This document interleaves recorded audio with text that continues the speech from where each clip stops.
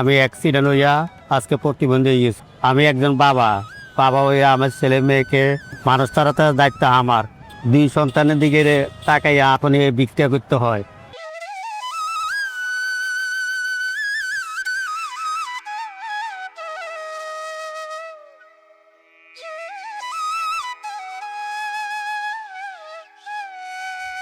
ঘুমিয়ে আছে শিশুর পিতা, সব শিশুরই অন্তরে। এই কথাটি এমনি এমনি আসেনি, কারণ আমরা দুনিয়ার আলো দেখি এই পিতার মাধ্যমে, আর এই পিতাদের অবদানেই কিন্তু আমাদের এই বেড়ে ওঠা। আজ বিশ্ব বাবা দিবস, আর আজ আমি আপনাদের এমন এক বাবার গল্প জানাবো, যিনি হচ্ছেন দুর্ঘটনায় আক্রান্ত, প্রতিবন্ধী এবং ক্যান্সারে আক্রান্ত। কিন্তু তার জীবন কিন্তু এখানে সেই থেমে যায়নি, চলছে জীবনের সংগ্রাম। আজকে আমরা জানবো তার জীবনের ঘটনা, তার জীবনের যে সংগ্রামটি আছে সেটি আমরা আজকে আপনাদেরকে জানানোর চেষ্টা করব। আমার নাম ইমান হোসেন। আপনার বাড়ি? আমার বাড়ি নোয়াখালী সোনামুড়ি। আমার আব্বা নাই, আম্মা নাই। আমি অ্যাক্সিডেন্ট হইয়া আজকে প্রতিবন্ধী হয়ে গেছি। আমি বাদাম বেচতাম, বাদাম বেশি আজকে অ্যাক্সিডেন্ট হয়েছি। আমার ক্যান্সারে আমি আত্মধর। আমার এক মেয়ে এক ছেলে পড়ালেখা করে মান্ডাসায়। আপনি যে দুর্ঘটনার শিকার হয়েছেন এটি কত বছর আগে? আজকে 5 বছর। 5 বছর। তখন আপনার ছেলে এবং মেয়ের বয়স কত ছিল? ছেলের বয়স 5 বছর, মেয়ের বয়স 3 বছর ছিল। আপনার এই যে ক্যান্সার ধরা পড়েছে এটি কতদিন আগে? 4 মাস হয়ে গেছে। আপনার কি কেমো দিতে হয়? কেমো দিতে হয়। এখন পর্যন্ত কয়টা কেমো দিয়েছেন? 4টা দিছি।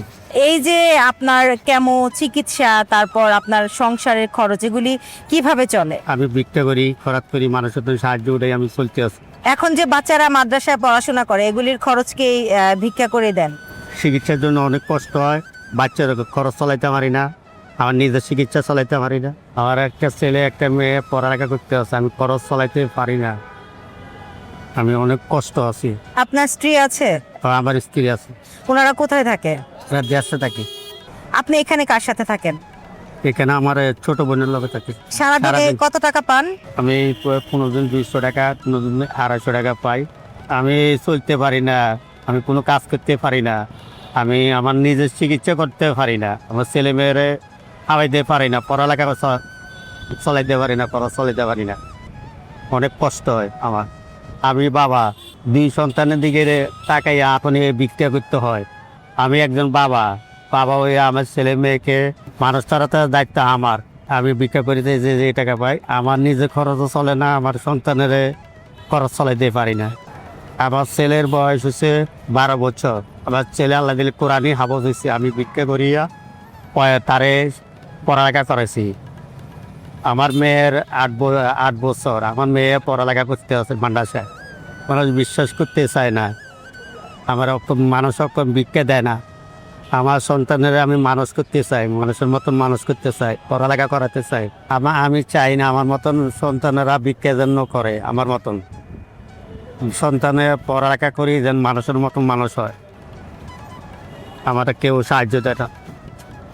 আমি আমার কেউ যদি একটা দোকানের জন্য 1 লাখ টাকা দিত, তাহলে আমি এইসব জিনিস ভিক্ষা ছাড়ি দিই না। আমার একটা গাড়ি দিলে আমি চলে যাবো আমার দেশে। আমি আর ভিক্ষা মনে চাই না, ভিক্ষা করতে মনে চাই না। এই বাবার সাথে আমরা কথা বলে জানতে পারলাম যে বাবারা কখনো অসুস্থ হয় না, তারা কোনো অসুস্থতাই নিজের গায়ে লাগায় না। এই যে একজন বাবা যিনি ভিক্ষা করে তার সন্তানকে হাফেজ বানাচ্ছেন, সে চায় তার সন্তানরা ভালো থাকুক, মানুষের মতো মানুষ হোক, তার মতো যেন তার সন্তানরা ভিক্ষাবৃত্তি করে না খায়।